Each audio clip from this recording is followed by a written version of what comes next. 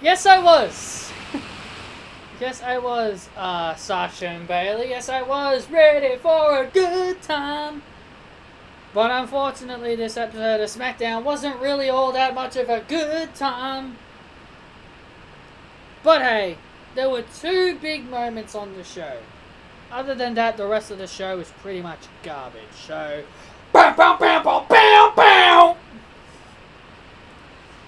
Oh man, gotta love that man. Gotta love that man. That needs to be the official SmackDown theme song, the Sasha and Bailey version, please, please make that the official SmackDown theme.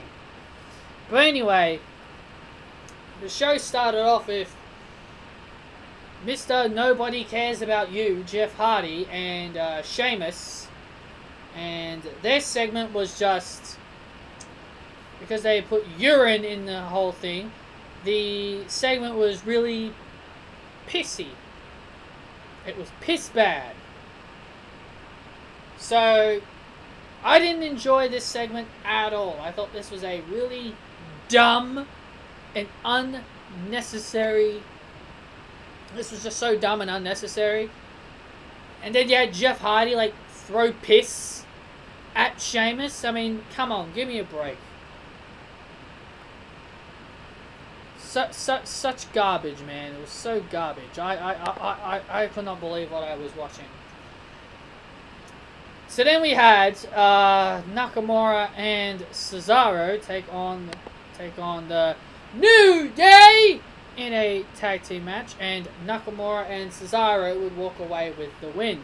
I'm very sure that the New Day were going to feud with the Forgotten Sons, because during one episode of Moment of Bliss, Kofi Kingston and Big E brought up the Forgotten Sons. It was during that Moment of Bliss segment where they were with Alexa Bliss and Nikki Cross before Sasha and Bailey interrupted that episode of SmackDown. And now all of a sudden there's no more Forgotten Sons because Jackson Riker decided to be a complete and utter dickhead and speak up about the whole Black Lives Matter crap. He spoke out about it, and now his entire team is punished for his actions. And stupid of him. Really stupid of him. I'm not going to go into details about it because, it's not really any of my business, but all I'll say is Jackson Riker is a complete idiot for costing him and his guys a push. So Cesaro and Nakamura win. They're most likely going to be next in line for the tag team titles at Backlash.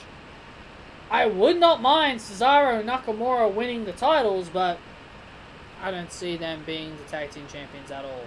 And I think it's kind of sad that this is how Vince views Nakamura. Vince views Nakamura as nothing more than a mid-carder / tag team guy. I personally think Nakamura should be in the Universal title picture. So, I think that's pretty sad, if you ask me.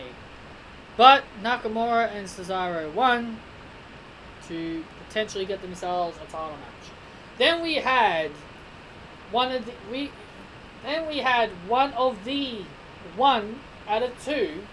the best things on the show.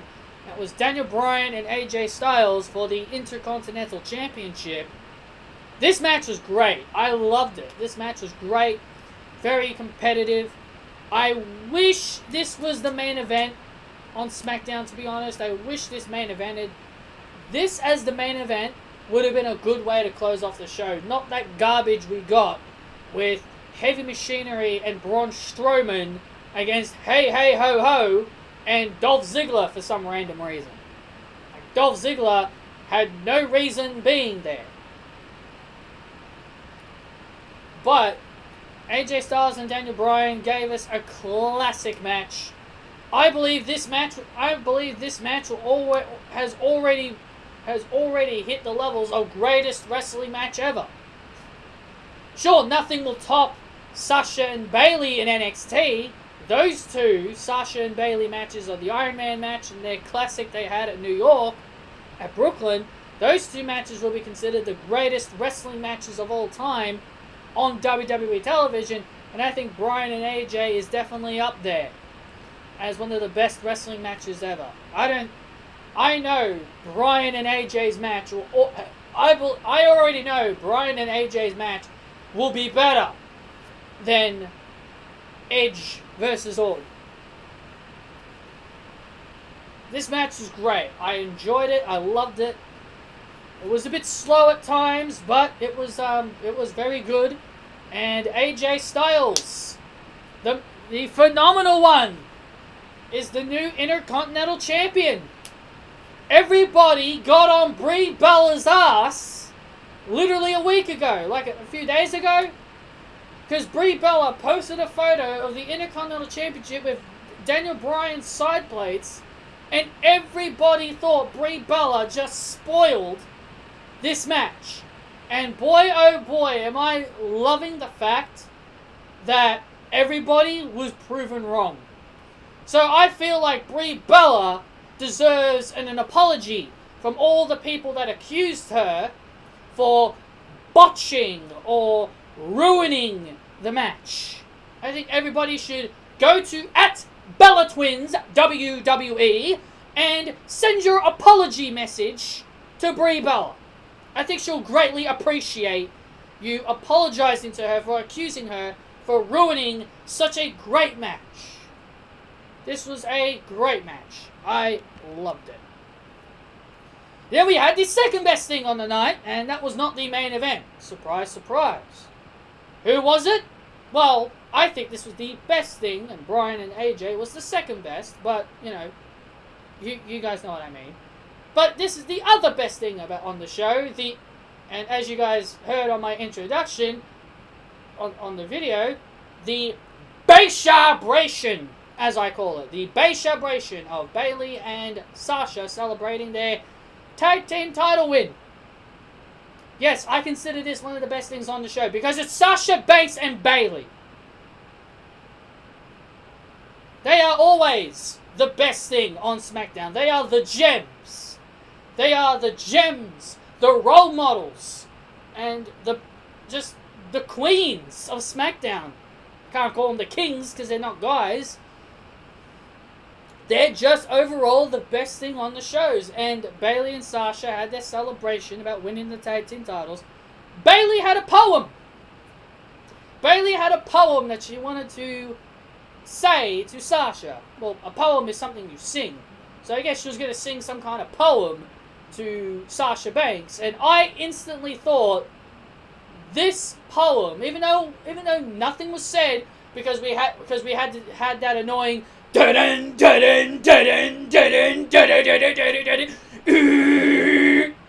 annoying Alexa Bliss 4 Moves of Doom music interrupt it, but I had a feeling that this poem that Bayley was going to say, I believed it was going to be an insult to Sasha Banks. I think it was going to be Bayley insulting her. Because, you know, got to find a way to tease the eventual breakup between the two. So, I think Bayley is going to be sooner or later sharing her true feelings about the Standard, her best friend. Because every good friendship has an ending. Maybe we get another Festival of Friendship. Maybe we get another Festival of Friendship kind of thing. Sasha throws this Festival of Friendship and Bayley just completely destroys it. Who knows? Maybe we get that kind of thing. But instead of it being Kevin Owens and Chris Jericho, it is Sasha Banks and Bayley, and it will probably be a million times better than... Not saying Owens and Jericho's was bad, but I think Sasha and Bayley's probably would have done it better if they had their own Festival of Friendship. But I think it's drawing near the breakup. I think just having them drop the titles... I think having them drop the titles in July makes sense. And after what we got here, with the poem, possibly thinking that the poem was going to be an insult to Sasha, which is what I was thinking was going to happen, but then we got the bloody Alexa Bliss music, which I knew they were going to interrupt. The Iconics appeared on the Titantron screen, and Sasha and Bayley were left beaten up. They got kicked in the face and punched in the face, and they were left laying on SmackDown. And so that means Sasha and Bayley are winning at Backlash. Like I said, I'd have Sasha and Bayley drop their titles in July. I'd have them drop their titles at Extreme Rules, and you have Bayley do double duty. You have Bayley do double duty, you have her defend the tag belts, and you have her defend the SmackDown belt.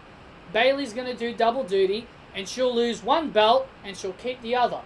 One she will lose is the tag belt, and she'll keep the SmackDown belt, and then you go from there with Sasha and Bayley. So that's what I think's going to happen there. So, yeah, I thought Sasha and Bayley, because, you know, women's segments always rule, I think their segment was good. I thought their segment was good, and I thought it was one of the big saving points of the show. And then we had the very boring main event, which I wish this wasn't the main event. Then we had Braun Strowman and Heavy Machinery. Yes, our boy Tucky is back. Don't know what's happened to him for the last several of months. He was we haven't seen him since that one time Dolph Ziggler zigzagged his ass on steel steps. And the whole reveal. But I guess because Robert Roode wasn't there, I guess there was no reason to have him around, but whatever. But yeah, we had this really awful main event of Braun Strowman and the Heavy Machinery versus Dolph Ziggler and Miz and Morrison, hey, hey, ho, ho. And I don't know why Dolph Ziggler was involved. If it was it, they probably just put him there because they're like, oh, Heavy Machinery have their history with Dolph Ziggler. Let's just put him in there. Let's just put him there. And you know what else was up? And you want to know what else made this show good? No Lacey Evans. That's what else that made this show better. No Lacey Evans. Thank goodness we could have a SmackDown without this sexy, sassy, southern, boring babyface, Lacey Evans. I would much rather see the continuation of the Dana Brooke Naomi storyline that WWE for some reason has stopped. I would rather see Dana Brooke and Naomi on TV more than that stupid pissing shitty opening segment we got with Jeff Hardy and Sheamus. You got so many ongoing storylines you could easily use, but yeah, everybody wants to see Jeff Hardy throw piss at Sheamus. But yeah, Braun and Heavy Machinery obviously win this main event. Clearly they do. And yeah, that's pretty much all of SmackDown. Two good things.